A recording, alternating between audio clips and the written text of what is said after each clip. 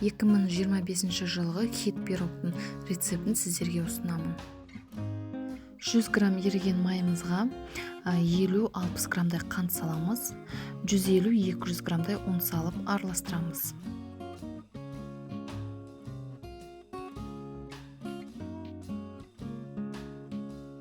Бір шай қасық разрыхлитель, 1 жұмыртқа және 2 ас қасық какао саламыз.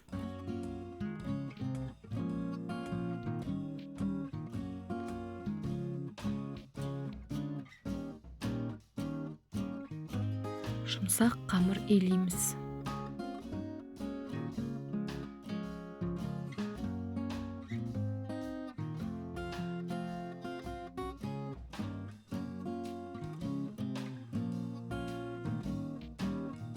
Салмасын дайындағанға дейін шыққан қамырымызды салафанға салып 15 минутқа тындыруға қоямыз. 400 грамм қаймаққа 2 жұмыртқа, 150 грамм қант және 1,5 ас қасық кукуруз крахмалын саламыз.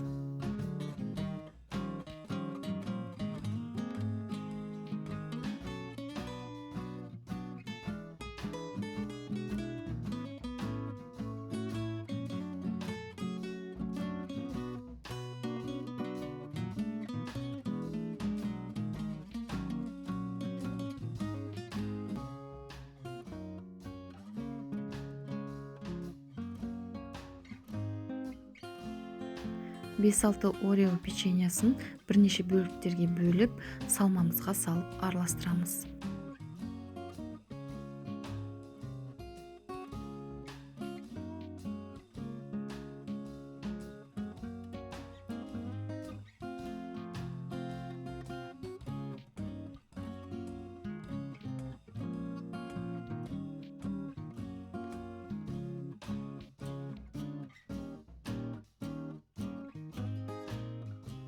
Тынып тұрған қамырды өзіңізге ыңғайлы формаға салып, формасын келтіреміз.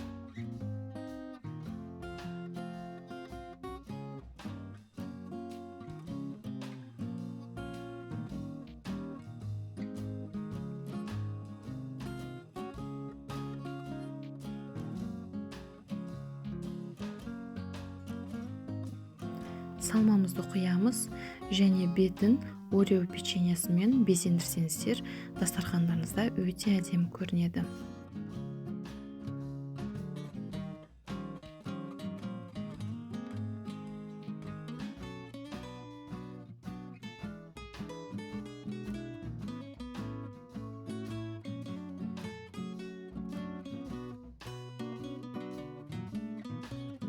Бортиктардың шет-шеті қисық болмас үшін осылай шанышқының көмегімен басып түзейсіздер. Қызып тұрған духовкаға 160 градуста 30 минутқа пісіруге қоясыздар. Толықтай суып болғаннан кейін формасынан аласыздар. Пирогымыз өте әдемі болып шығады, міндетті түрде жасап көріңіздер.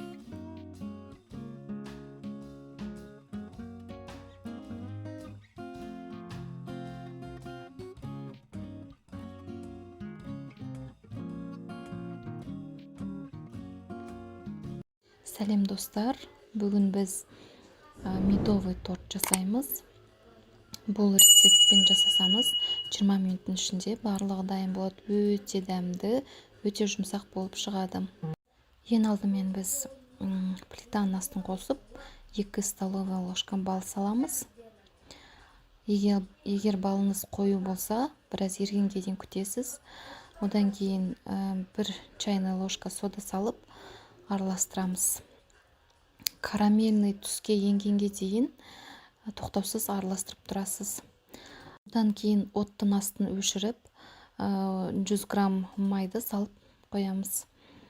Арғыртай 3 жұмыртқаны бірінші жарып алып, миксерлаймыз. Үстіне қант саламыз, тұз саламыз. Жақсылап араластырып шығамыз. Одан кейін жаңағы карамельный массамызды салып араластырып шығамыз. Содан кейін біртіндеп ұнды салып, жақсылап барлығын миксерлап шығамыз. Бір келкі болып шығу керек. Одан кейін осылай тестамызды екіге бөліп жақсылап отырып барлығын тегістеп шығамыз. Одан кейін ысып тұрған духовкамызға 2-3 минут уақытта пісіріп шығамыз.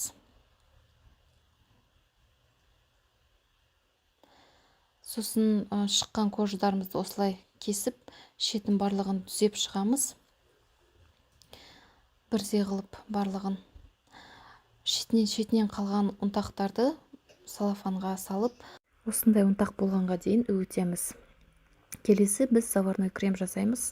Ол үшін біз сүтке жұмыртқамызды жарып, ұнымызды саламыз. Оттың астын қосып, қантымызды саламыз және тоқтаусыз араластырып отырамыз. Креміміз қоюлану керек. Үстіне 100 грамм сливочный майымыз салып, осылай пленкамен жауып қоямыз. Біраз суығанға дейін.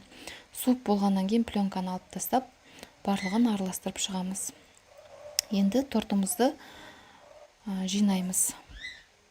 Заварной кремімізді аямай көп-көптен жаға берсеңіз болады. Мен шыққан ұнтақты кремнің үстіне тоже сеуіп отырдым. Себебі ұнтақ менде көп шықты. Барлық жеріне кремді жағып, осылай ұнтақтың барлығын жағып шығамыз. Холодильникта 2-3 сағат ұстағаннан кейін жей берсеңіздер болады. Өте жұмсақ, нәзік болып шығады. Дәмі деген енді керемет болады. Осы рецептпен жасап көріңіздер, міндетті түрде комментарияға жазыңыздар. Қалай болып шыққанын. Ас болсын.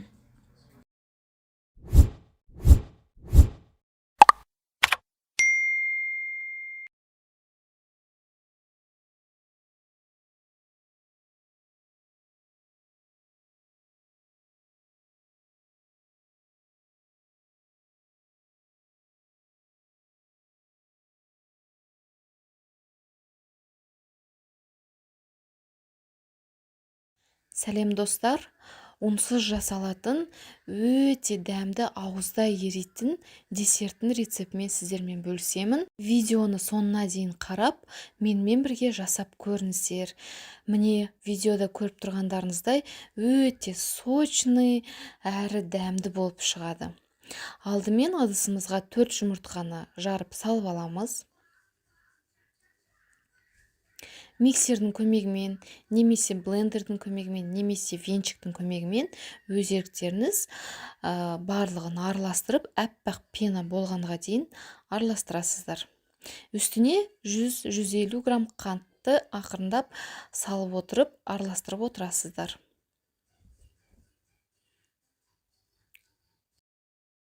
Бізде осындай пена шығуы тиіс. Осының үстіне 45 грамм какао, жарты шай қасық разрыхлительді електен өткіземіз.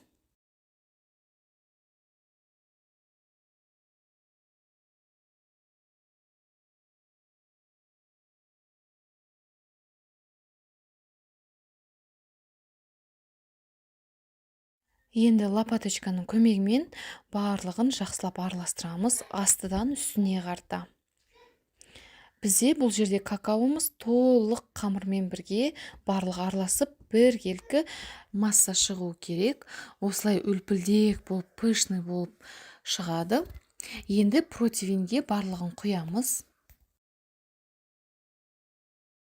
Тезірек пісу үшін тегістеп шығамыз.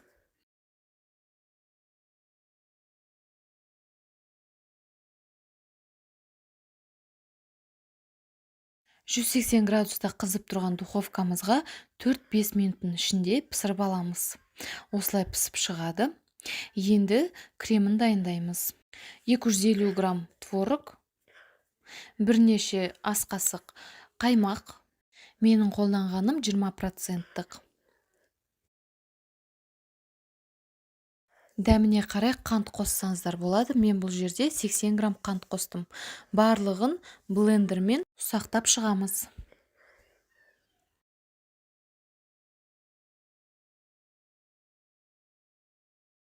Кез келген жемісті қолдансаңыз да болады, қолданбасаңыз да болады. Менде үйде осындай банан бар екен. Текке лақтырмас үшін жақсы жерлерін алып ұсақтап турап алдым. Бисквитіміз суыды. Енді трайфлдарымызды құрай берсек болады. Алдымен ыдысымызды дайындап аламыз.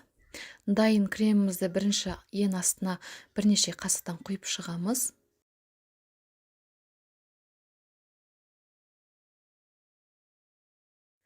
Бисквитімізді үзіп-үзіп саламыз.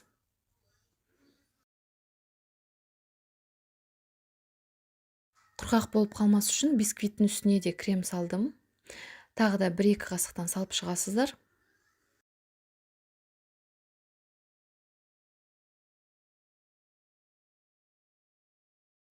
Ұсақталып туралған бананымызды салдым. Шоколадный бисквитпен банан өте жақсы үйлеседі. Сол үшін де бананмен жасасаңыздар, дәмі керемет болып шығады.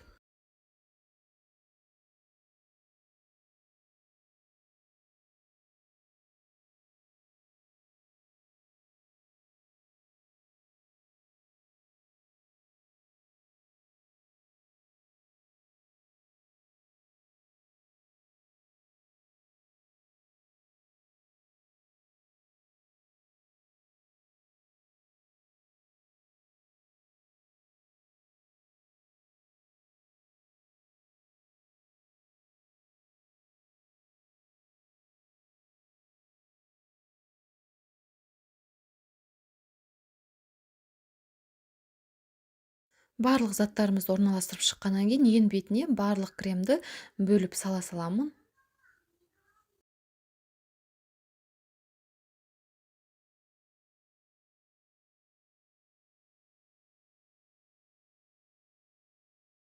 Енді лопатканың көмегімен барлығын тегістеп шығамын.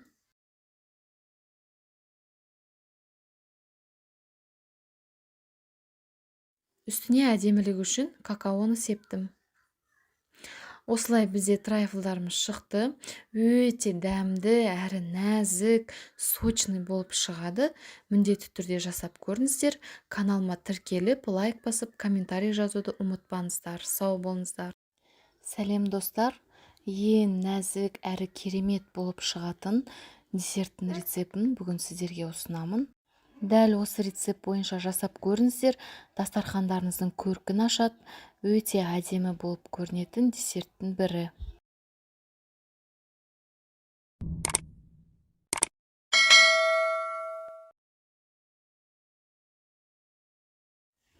Ең алдымен бір ыдысқа 10 грамм желатин саламыз.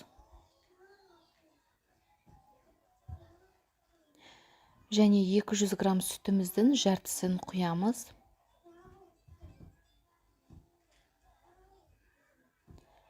Барлығын жақсылап араластырамыз.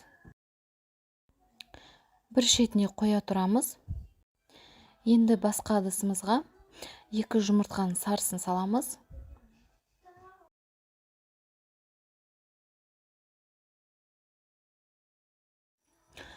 Мен 60 грамм қант салдым. Егер тәтті болсын десеңіздер, біраз көбірек салуға болады. Барлығын араластырдым. Үстіне қалған сүтімізді құямыз. Қызып тұрған плитаға қойып, тоқтаусыз араластырып, қайнағанға дейін апарамыз. Бірақ массаны қайнатпаймыз. Енді ысып тұрған массаға жаңағы желатинімізді салып, барлығын біркелкі болғанға дейін араластырамыз. Үстіне 200 грамм қаймақ саламыз. Қаймақ менде 20%. Барлығын араластырамыз. Енді құятын ыдысымызды дайындап аламыз. Жарты ыдыс болатындай ғып массамызды құямыз. Кез келген жеміс жидек қолдансаңыздар болады. Мен малина қолдандым. Малинаны үстіне салып шығамыз. Қалған массаны бетін жауып тұратындай етіп, барлығын құямыз. Енді үстіне қайтадан малинамызды қойып шығамыз. Осылай әдемі болып шығады бізде десерт. Енді бұны суық жерге 2-3 сағатқа қойып қоясыздар. Вақытымыз өтті. Керемет әдемі әрі ерекше болып шықты. Өте нәзік болып шығады. Дәмі енді сөзбен айтып жеткізе алмаймын. Міндетті түрде жасап, өздеріңіз баға бере жатарсыздар. Каналымды қолдап, тіркеліп, лайк басуларыңызды сұраймын. Сәлем достар, қамыры 5 минутта дайын. Алдымен 200 грамм майымызды осылай пышақтың көмегімен бөліп аламыз. Микроволновкаға жібітеміз, осылай сұйық күйіне дейін. 1 стақан қант саламыз, біраз араластырамыз. 3 жұмыртқа, 1 келкі болғанға дейін барлығын тағы да араластырамыз. 1 немесе 1,5 стакан ұн салып, барлығын тағы да араластырамыз. Бізде осындай массада қамыр шығу керек. 1 шай қасық разрыхлитель салып, тағы да араластырамыз. Менде осындай силиконды формалар 12 штук шығады осы рецептпен. Барлығын 1 келкі қылып бөліп, алдын ала қызып тұрған духовкаға 20-25 минутта пісіріп аламыз. Осылай әдемі болып қызарып пісіп шығады. Өте жұмсақ болып шығады, өте дәмді болады. Міндетті түрде жасап көріңіздер. Ас болсын.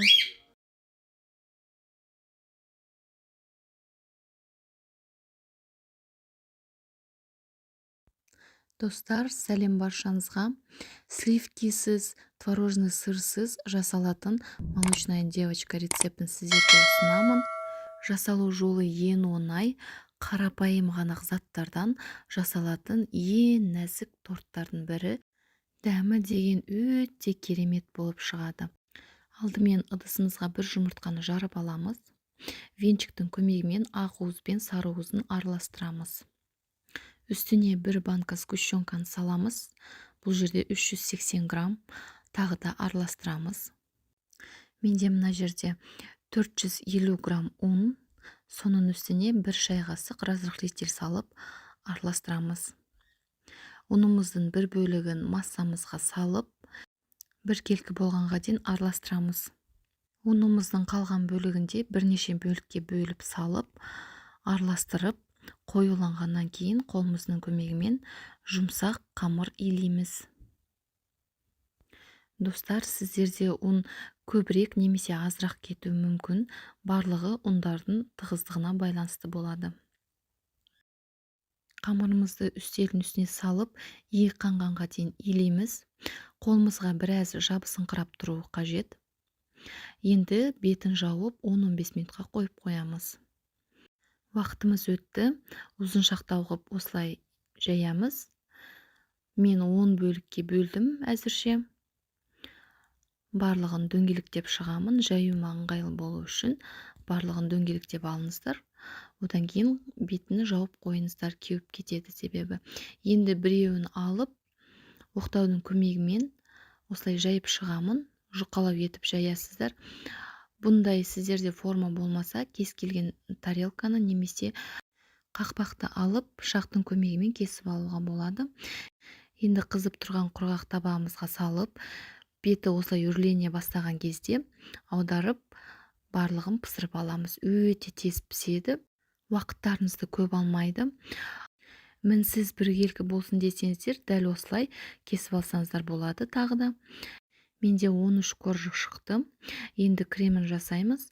300 грамм қаймаққа 1 банка сгущенканы салып, екеуін араластырамыз. Енді тортымызды біріктіретін боламыз. Асты жылжып кетпес үшін бірнеше қасық кремді құйып аламын. Әр корждың үстіне 2 немесе 3 қасық крем кетіп отырды. Үстін қатты баспаңыздар. Крем осындай өзі сұйық болады. Жылжып кетпес үшін осындай кальцоны қолдануға болады. Ең ақыр корждың үстіне барлық қалған кремді құйып, осылай тегістеп шығамын. Холодильникқа 1 түнге қойып қойдым. Енді кальцомызды алып, шетіндегі крем барлығын тегістеп шықтым. Барлығын шет-шетіне жағып. Креміміз жақсы қатады. Енді үстін кез келген затпен безендірсеңіздер болады. Мен жай ғана қарақатты үстіне қойып шықтым. Тортымыздың формасы өте әдемі болып шықты. Енді кесіп көрейік. өте жұмсақ әрі нәзік болып шығады. Жасап көріңіздер, каналға тіркеліп, лайк басып, қолдап кетіңіздер. Сәлем баршаңызға. Тез әрі оңай жасалатын торттың рецептін сіздерге ұсынамын. Оформленияны өздеріңіз қалағандай жасасаңыздар болады. Алдымен 3 жұмыртқаны ыдысымызға жарып салып аламыз. Миксерлаймыз. Арасында 1 стакан қантты бірнеше бөлікке бөліп салып, ағарғанға дейін миксерлаймыз. Массамыз ағарғаннан кейін 1 стакан сүтті құямыз. 100 грамм ерітілген май, 3 ас қасық какао, 10 грамм разрыхлитель, 1,5 стакан ұнды біртіндеп салып миксерлаймыз. Формамыздың астын майлап алып, формаға құйып, 180 градуста 30-40 минут пісіріп аламыз. Пирогымыз өте жақсы болып көтерілді, жұп-жұмсақ болып шығады. Құрғақ болып қалмайды, ол жағын уайымдамасаңыздар болады. Торттың дәмі өте керемет болып шығады. Жасап көріңіздер, каналға тіркеліп, лайк басып, комментарий жазып, қолдап кетуді ұмытпаңыздар. Ас болсын. Сәлем достар, 5 минутта ғана дайын болатын сондай жұмсақ әрі нәзік пирогтың рецептімен сіздермен бөлісемін. Менімен бірге соңына дейін болыңыздар. Ыдысымызға 2 жұмыртқаны салып аламыз. 150 грамм қант саламыз. Барлығын ағарғанға дейін араластырамыз.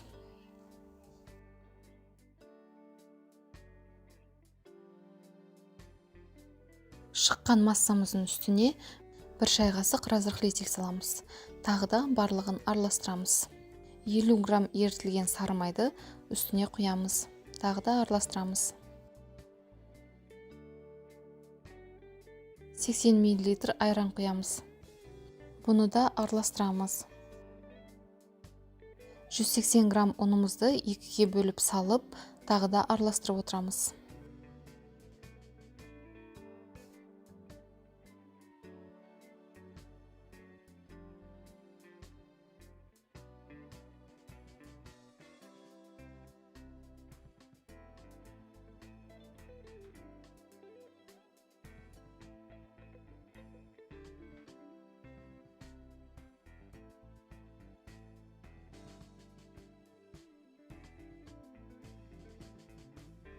Кез келген жемісті қолдансаңыздар болады. Мен малина мен қарақатты салдым. Лопаточканың көмегімен араластырып, формамызды дайындап алып, соған барлығын құйып шығамыз.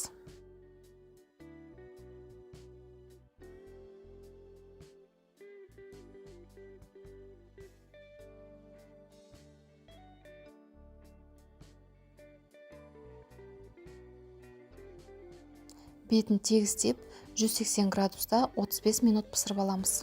Осылай әдемі болып пісіп шықты. Үстіне ақ шоколадпен 15% сливкиді араластырып құйдым. Сіздер сливкиді жоғары процентін алыңыздар. Сонда бетіне құйғандарыңыз крем сияқты қатып тұрады. Енді суыққа бірнеше сағатқа қойып қоясыздар.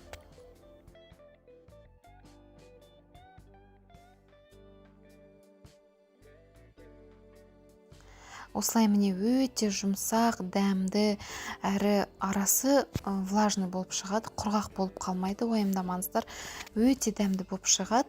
Міндетті түрде жасап көріңіздер. Барлықтарыңызға ас болсын. Сәлем достар, 100 жылдық тарихы бар печеньяның рецептін сіздерге ұсынамын.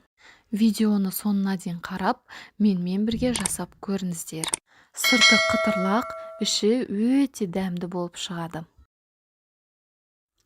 Ең алдымен ыдысымызға 200 грамм қант саламыз.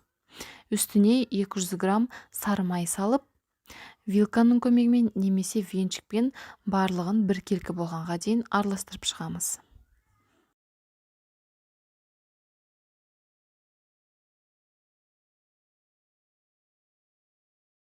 Үстіне 1 жұмыртқаны салып, тағы да біркелкі болғанға дейін араластырамыз. Араластырып болғаннан кейін екінші жұмыртқамызды тағы да салып, тағы да біркелкі болғанға дейін араластырып шығамыз. 320 грамм ұнды бірден барлығын салып, тағы да барлығын араластырамыз.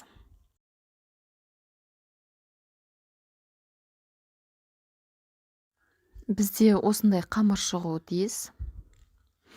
Енді кез келген шоколадты қолдансаңыздар болады. Мен бұл жерде 4 қазақстанский шоколад алдым. Барлығын ашып, пышақтың көмегімен осылай үгітіп шығамыз. Тым ұсақ қылып жібермеңіздер. Барлығын үгітіп шыққаннан кейін жаңағы қамырдың ішіне салып, барлығын тағы да араластырып шығамыз.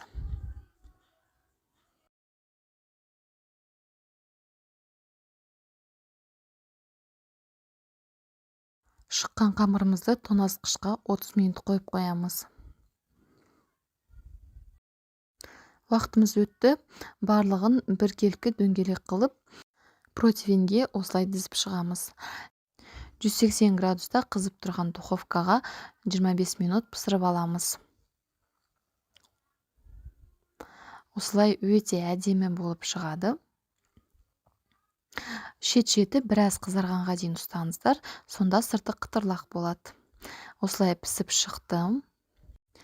Өте дәмді печенье болып шығады. Сырты сондай қытырлақ болады, іші жұмсақ болады. Ішіндегі шоколадтың түйіршіктері өте ерекше дәм беріп тұрады. Міндетті түрде жасап көріңіздер. Сәлем достар. Бүгін осындай панкейки жасаймыз. Дәмі өте керемет болып, жұмсақ болып шығады. Таңғы асқа жасасаңыздар, өте жақсы желінетін болады. Дәл осы рецептпен жасап көріңіздер. Каналымды қолдап, тіркеліп, комментарий жазуды ұмытпаңыздар. Алдымен ыдысымызға 2 жұмыртқаның сарысын бөлек, ағын бөлек салып аламыз. Сары уысымызға 70 грамм қант салып, венчиктің көмегімен немесе миксермен бірінші осылай қантпен сары уызды араластырып аласыздар. Сосын бірақ миксерді қосыңыздар, себебі қантымыз жан-жаққа шашырап кетуі мүмкін. Осылай массамыз біраз ағарғанға дейін миксерлаймыз. Үстіне 3 ас қасық сұйық май құямыз. 200 мл жылы сүтімізді құямыз. Барлығын араластырамыз.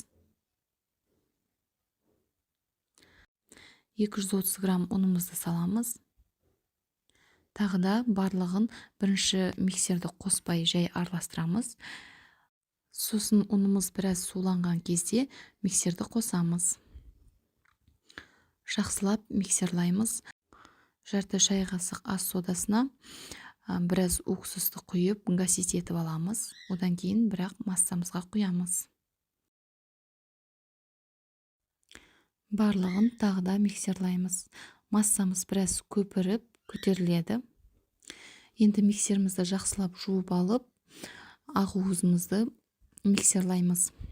Бізге ақ уызымыз өзінің формасын ұстап тұратын күйге түскенге дейін миксерлауымыз қажет. Осылай міне крем сияқты болып шығады. Осыны жаңағы бірінші массамызға құйып, лопаточканың көмегімен астыдан үстіне қарата араластырамыз. Дәл видеодағыдай араластырасыздар. Үстінен басудың қажеті жоқ. Қызып тұрған құрғақ табамызға осылай 1,5 ас қасықтан ақырындап құйып, қақпақпен бетін жауып, панкейктерімізде бірінші тесік пайда болғанға дейін қақпағын ашпайсыздар. Енді екінші бетіне аударсаңыздар болады. Екінші бетіне аударғаннан кейін тағы да қақпағын жауып пісіріп аласыздар. Панкейктеріміз өте тез піседі. Балмен, қаймақпен, сары маймен жесеңіздер де болады.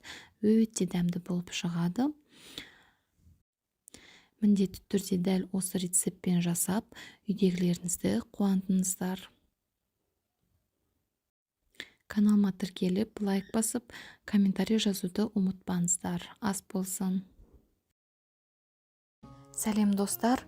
Тез, оңай, әрі өте дәмді болып шығатын, ерекше болып шығатын пирогтың рецепті қажет болса, онда менімен соңына дейін бұл рецепті қарап бірге жасап көріңіздер. Ыдысымызға 3 жұмыртқаны жарып салып аламыз.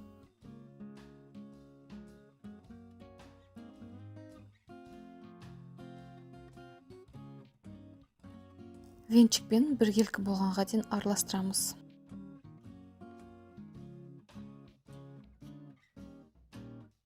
1 стакан қант салып, қантымыз ерігенге дейін тағы да араластырамыз. Қыздар, егер каналыма тіркелмеген болсаңыздар, міндетті түрде тіркеліп алыңыздар. Алда өте көп рецепттер болады. Енді 1 стакан сүтті құямыз және жарты стакан сұйық майымызды құйып, тағы да араластырамыз.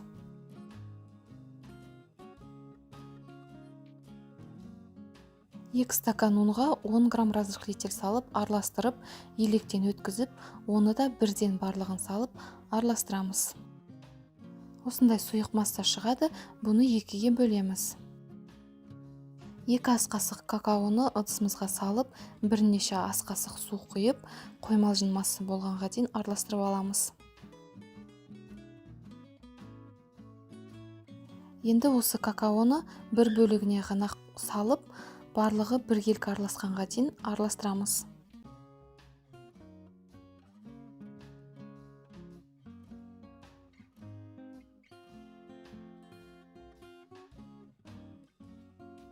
Формамызды майлап аламыз. Кез келген осындай стаканды ортасына қойып, екі қамырымызды бірден құямыз. Осылай әдемі болып құйылып шығады. 180 градуста 40-45 минут пісіріп аламыз. Осылай пісіп шығады, бірақ суығанға дейін формадан шығармаңыздар. Өздеріңіз қалағандарыңызша кез келген затпен безендіруге болады, немесе осылай да жей беруге болады.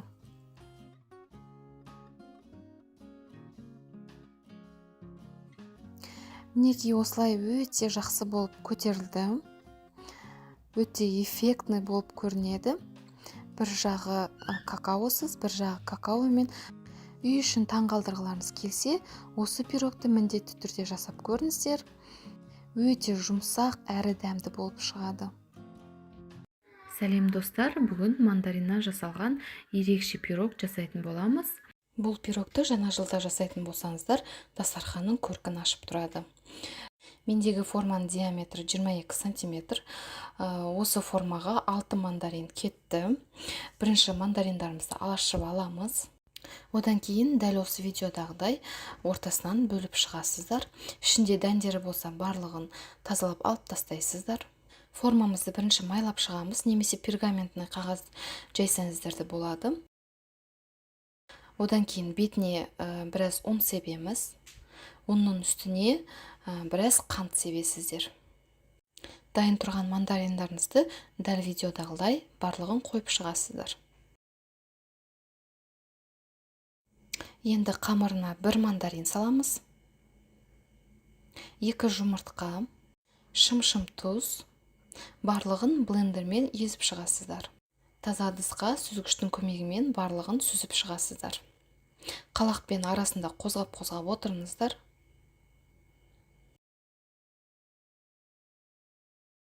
Енді үстіне 130 грамм қант, біраз мандариннің цедрасын үрккіштен өткізесіздер. Барлығын араластырамыз. 150 грамм сұйық май, 150 грамм су, барлығын араластырамыз. 220 грамм ұнға 10 грамм разрыхлитель салып араластырып, азаздан салып отырып араластырасыздар.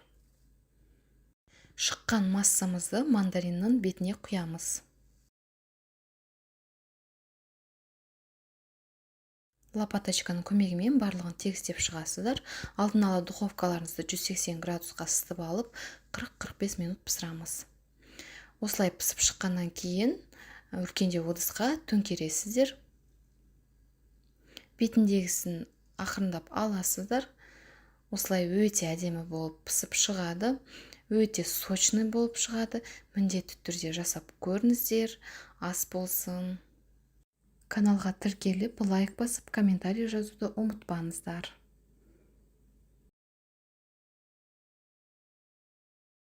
Сәлем достар, бүгін осындай ажурные блинчики жасайтын боламыз.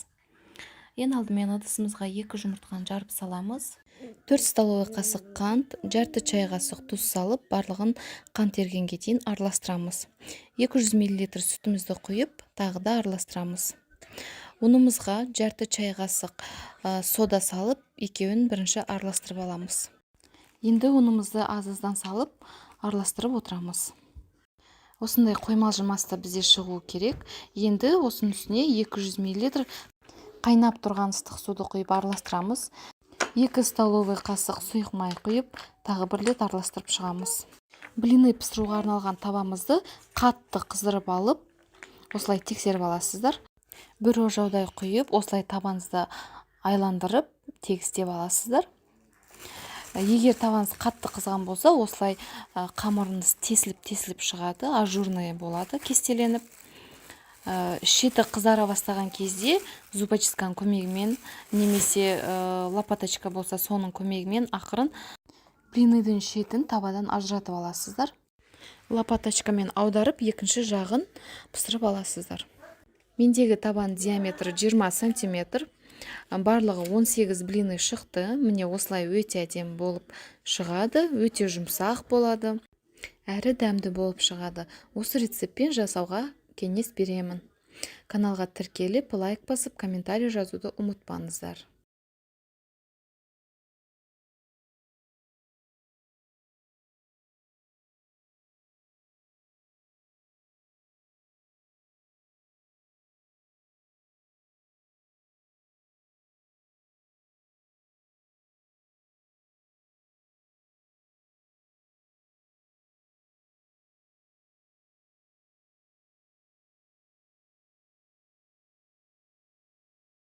Сәлем баршаңызға. Сливкисіз, творожный сырсыз, тіпті духовканы да қажет етпейтін, осындай әдемі биік болып шығатын торттың рецептімен сіздермен бөлісемін. Алдымен кремін дайындап аламыз. Ол үшін ыдысымызға 500 грамм сүтті құйып, 2 жұмыртқаны саламыз. 200 грамм қант саламыз. 40 грамм крахмал саламыз. Барлығын араластырамыз. Қызып тұрған пешіміздің үстіне қойып, кремімізді пісіріп аламыз. Кремнің асты күйіп кетпес үшін тоқтаусыз араластырып тұрамыз. Креміміз қоюланып, осылай қайнай бастайды. Сол кезде пештің үстінен алып тастап, бетіне пищевая пленканы дәл видеодағыдай бетіне осылай қалақтың көмегімен жауып тегістеп шығамыз. Кремімізді суытуға қойып қоямыз. Енді корждарын дайындау үшін 4 жұмыртқа қажет.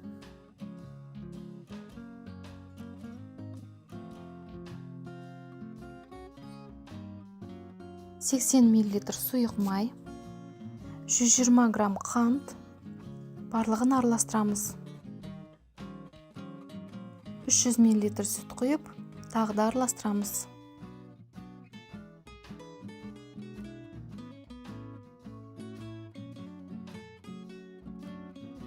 «280 грамм ұнның үстіне 2 шай қасық разрыхлитель саламыз. 3 ас қасық какао салып, бұны да араластырамыз.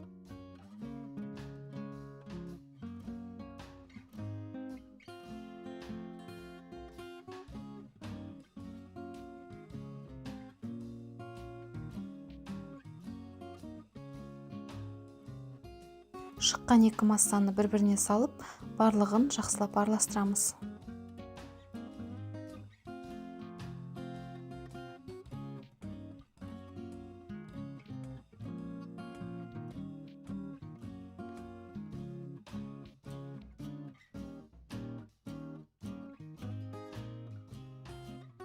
Осындай сұйық масса шығады.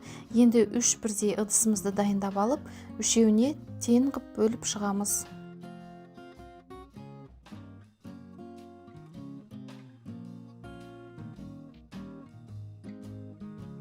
Қызып тұрған табамызды майлаймыз. Қамырымыздың бір бөлігін құйып, бетін жауып, 10-15 минутта баяу отта пісіріп аламыз.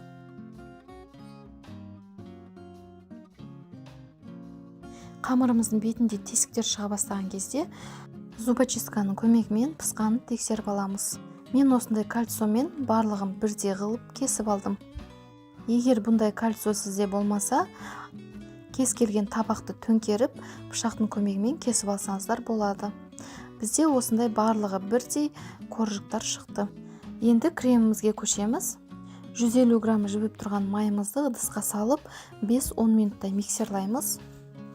Осы кезде суыған кремімізді алып, бір-бір қасықтан салып, Барлығы бірдей болғанға дейін миксерлаймыз.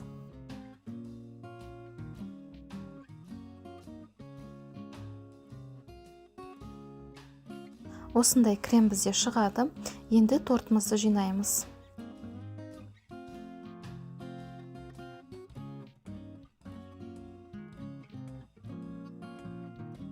Бұл крем торттың барлық жеріне жетеді, сол үшін аямай сала берсеңіздер болады.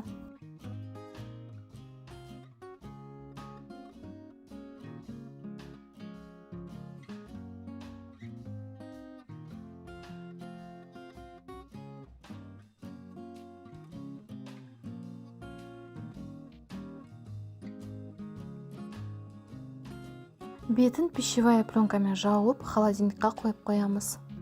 Енді тортымыздың бетін әрлеуге көшемін. Өз фантазияларыңызға байланысты кез келген затпен әрлей берсеңіздер болады. Мен қалған кремді шет-шетіне жағып шықтым. Шетіне бағанағы торттан қалған қиықтарын блендермен үгітіп, соны жағып шығамын.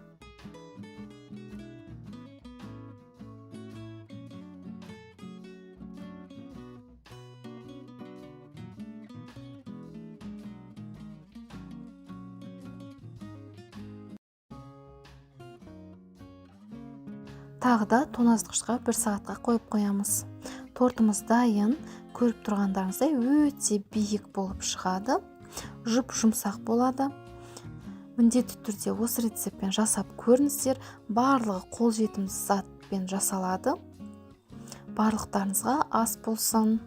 Каналыма тіркеліп, лайк басып, комментарий жазуды ұмытпаңыздар.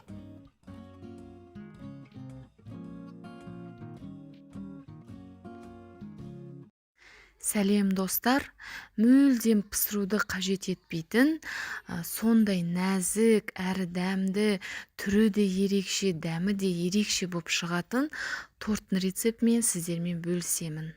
Бірден айта кетейін, менің тортымның диаметрі 17 сантиметр. Алдымен 150 грамм кез келген печеньяны блендердің ыдысына осылай бірнеше рет бөліп салып, блендердің көмегімен ұсақтап аламыз.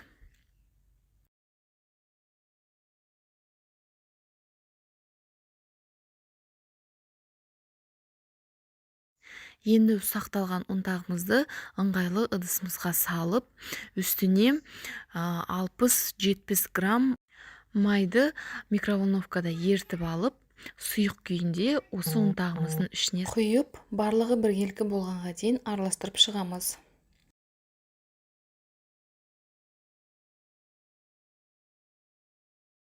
Бізде осындай масса шығады. Кез келген формаға орналастырсаңыздар болады. Менде осындай түбі жоқ форма, сол үшін астына фольганы қойып, бетіне кәдімгі файлдан осындай домалақ форма кесіп алдым да, үстіне барлығын салып шықтым. Түбі түзу ыдыспен нығыздап, тегістеп, форма беріп шығамыз. Шыққан форманы холодильникқа қоя тұрамыз. Енді салмасын дайындаймыз. 150 грамм творогтың үстіне 200 грамм творожный сыр саламыз. 200 мл айран құямыз. 100-150 граммдай қант саламыз. Қантымыз ергенге дейін барлығын миксерлаймыз. Блендердің көмегімен де бірнеше рет айналдырып, ұсақтап шықсаңыздар, торттарыңыз одан арман нәзік болып шығады. Енді салмамызды бір шетке ала тұрып, 50 мл суға 10 грамм желатин салып араластырып қоя тұрамыз. Желатиніміз біраз ісінгеннен кейін микроволновкаға қойып, ертіп аламыз.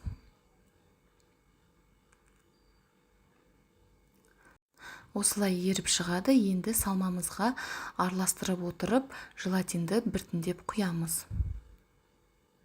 Барлығын жақсылап араластырыңыздар, біркелкі болып араластырылып шығу керек. Холодильниктағы тортымызды алып, үстіне салмасын құйып шығамыз.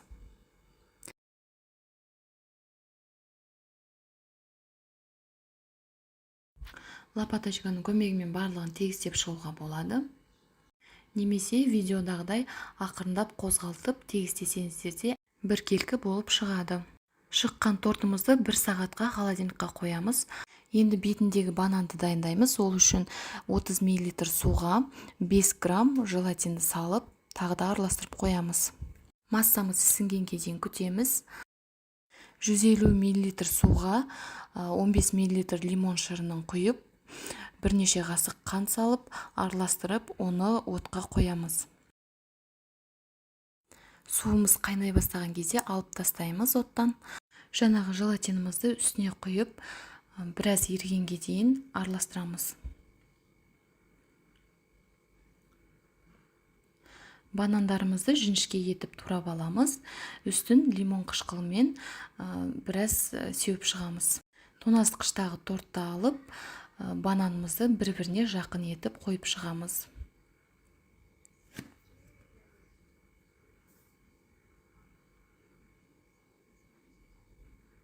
Бананның үстіне 10 шақты қасықтай желатинді құйып шығамыз. Холодильникқа қайтадан 15-20 минутқа қойып қоямыз. Уақыт өткеннен кейін қалған желатинімізді үстіне тағы да қасықпен барлығын құйып шығамыз. Барлығын құйып болғаннан кейін тоңазытқышқа 3-4 сағатқа қойып қоясыздар. Міне осындай өте ерекше, сондай нәзік әрі дәмді торт болып шықты. Үй үшін егерде таң қалдырғыларыңыз келсе, осы тортты міндетті түрде жасап көріңіздер. Каналға тіркеліп, лайк басып, комментарий жазуды ұмытпаңыздар. Барлықтарыңызға ас болсын. Сәлем баршаңызға. Бүгін осындай творожная запеканка жасаймыз. Өте ерекше әрі дәмді болып шығады. Менімен бірге жасап көріңіздер. Алдымен 4 жұмыртқаны ыдысымызға салып, жақсылап отырып миксерлаймыз. Одан кейін 250 грамм қантымызды салып, тағы да барлығын миксерлайтын боламыз. Массамыз 2 есеге ұлғаю керек. Ақырындап ұнымызды салып, жақсылап араластырамыз. Үстіне сұйық майды құямыз. 100 грамм сүтімізді құямыз. Қопсытқышымызды саламыз. Бір шымшым тұзымызды салып, барлығын біркелкі масса болғанға дейін миксерлаймыз. Бізде осындай сұйық масса шығады. Формамызды майлап, біраз ұн сеуіп, жаңағы массамызды осы ыдысымызға барлығын құйып шығамыз. Енді салмамызды дайындаймыз. Оған 500 грамм творогқа қантымызды саламыз. Жұмыртқаны жарып, крахмалымызды салып, барлығын жақсылап біркелкі қоймалжың масса болғанға дейін блендердің көмегімен үгітіп шығамыз. Егер творогыңыз тәтті болсын десеңіз, онда қантын біраз көбірек салсаңыз болады. Барлығын салафанға салып, біраз қиямыз да, осылай барлығын құйып шығамыз. Алдын ала қызып тұрған духовкада 180 градуста 35-40 минут пісіріп аласыздар. Осылай өте әдемі, ерекше әрі дәмді болып пісады. Міндетті түрде жасап көріңіздер. Ас болсын. Сәлем баршаңызға. Бүгін осындай әдемі әрі дәмі деген балмұздақтың дәмі сияқты болып шығатын пирог жасаймыз. Ең алдымен ыдысымызға 100 грамм жұмсақ маргарин, оның үстіне 50 грамм қант салып, барлығын араластырамыз.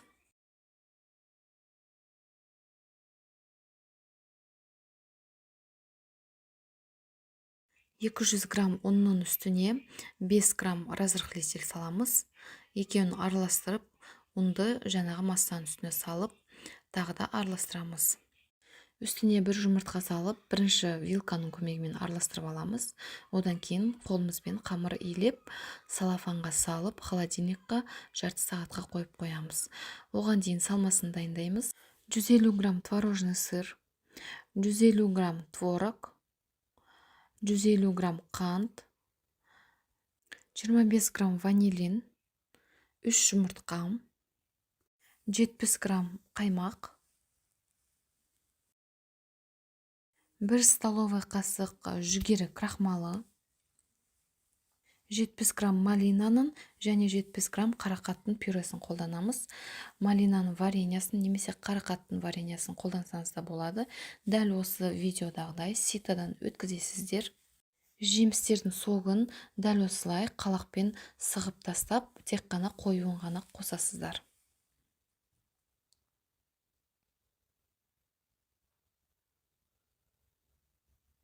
Енді осының барлығын блендердің көмегімен барлығы араласқанға дейін араластырып шығамыз.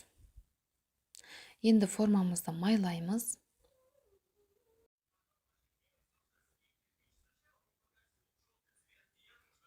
Холодильниктегі қамырымызды осылай жайып аламыз. Формамыздың көлеміне сай жайсаңыздар болады. Сосын оқтаудың көмегімен дәл осылай форманың бетіне жайып шығасыздар. Қамырды қолымызбен барлығын жөндеп шығамыз.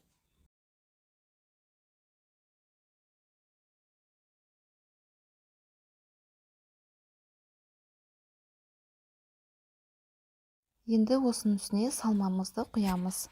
180 градуста қызып тұрған духовкамызға 35-40 минутқа пісіріп аламыз. Осылай өте әдемі әрі дәмді болып шығады. Жасап көруге кеңес беремін. Өте оңай жасалатын пирогтардың бірі. Міндетті түрде жасап көріңіздер. Каналға тіркеліп, лайк басып, комментарий жазуды ұмытпаңыздар. Сәлем достар! Өте жақсы болып көтерілетін және өте әдемі болып шығатын пирогтың рецептімен сіздермен бөлісемін. Ал сіздер каналға тіркеліп, қолдап кетуді ұмытпаңыздар. Онда бірге жасайық. 4 жұмыртқамызды ыдысымызға салып аламыз. Оның үстіне 120 грамм қантымызды салып, венчиктің көмегімен қантымыз ерігенге дейін араластырамыз. 160 грамм айран құямыз. 80 грамм майымызды ертіп алып үстіне құямыз. Барлығын біркелкі болғанға дейін араластырамыз.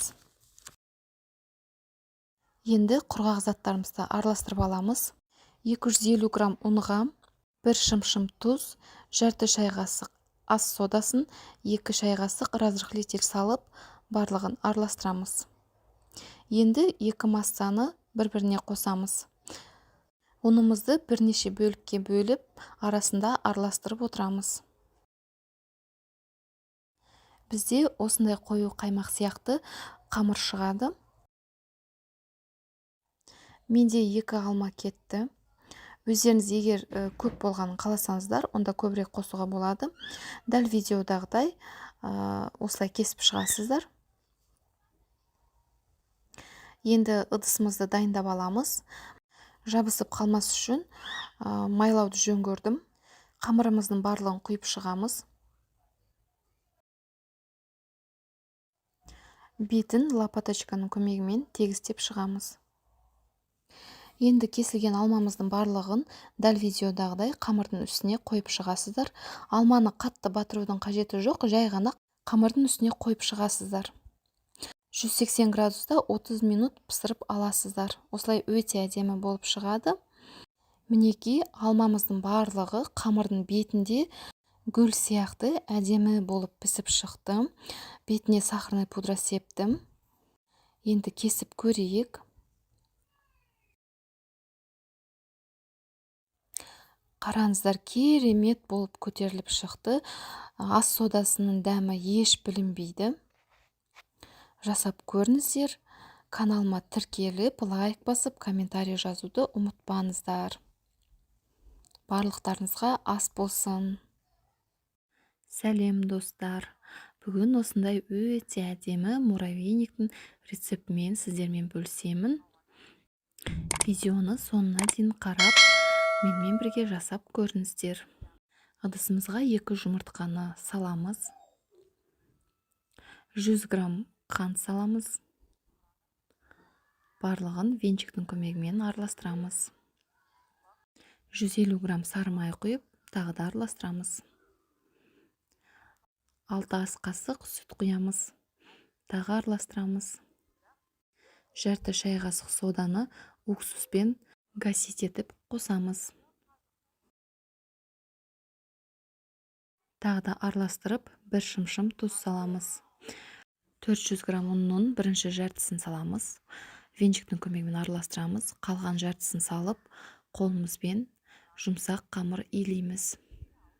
Қамырларыңыз қатты болып кетпесін, осындай жұмсақ болу керек. Осындай формаға келтіріп бірнеше бөлікке бөлеміз.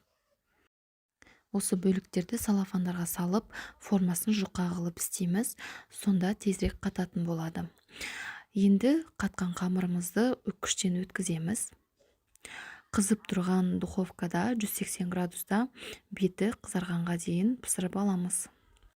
Осылай бізде пісіп шықты.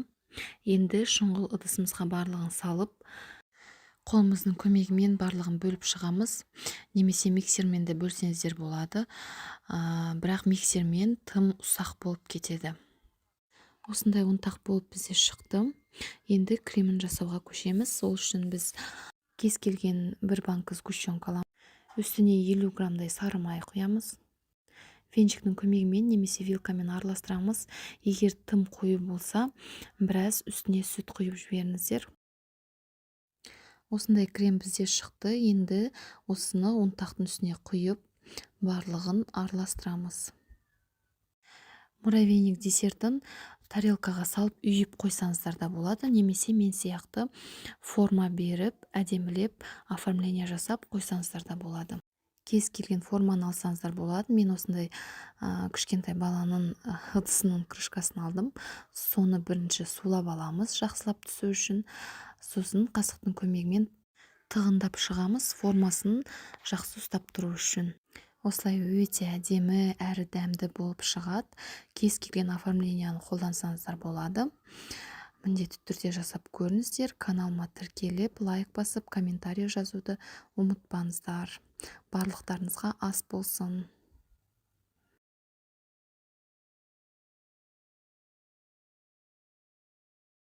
Сәлем баршаңызға. Үйдегі бар заттардан ғана жасалатын торттың рецептімен сіздермен бөлісемін. Бұл тортты балам екеуміз жасадық. Ендеше рецептпен бөлісейін. Ыдысымызға 150 грамм қантты саламыз. 2 жұмыртқаны жарып саламыз. Миксердің көмегімен бірінші жай ғана араластырып аламыз.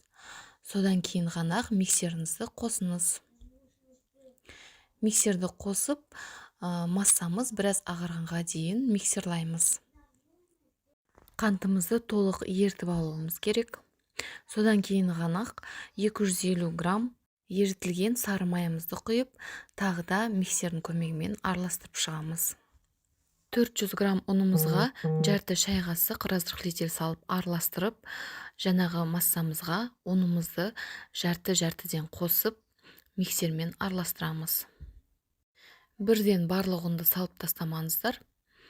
Ақырындап салып отырып араластырған дұрыс.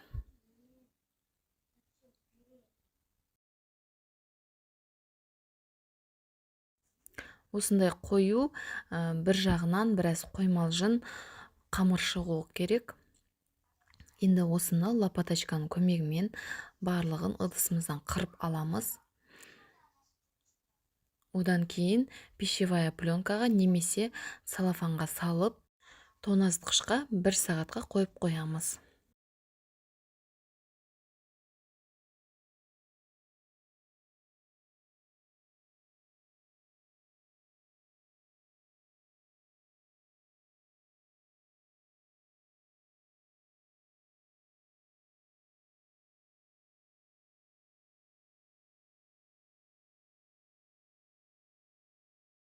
Бір сағаттай уақытымыз өтті.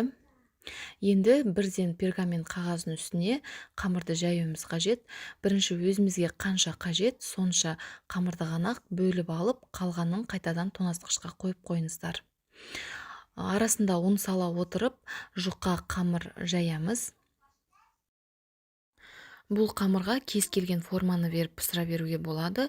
Біз мейрамға қарсы 8 деген санды осылай қағаздан қиып алдық та, қамырымыздың үстіне осылай қойып, шет-шетін пышақтың көмегімен барлығын кесіп алдық.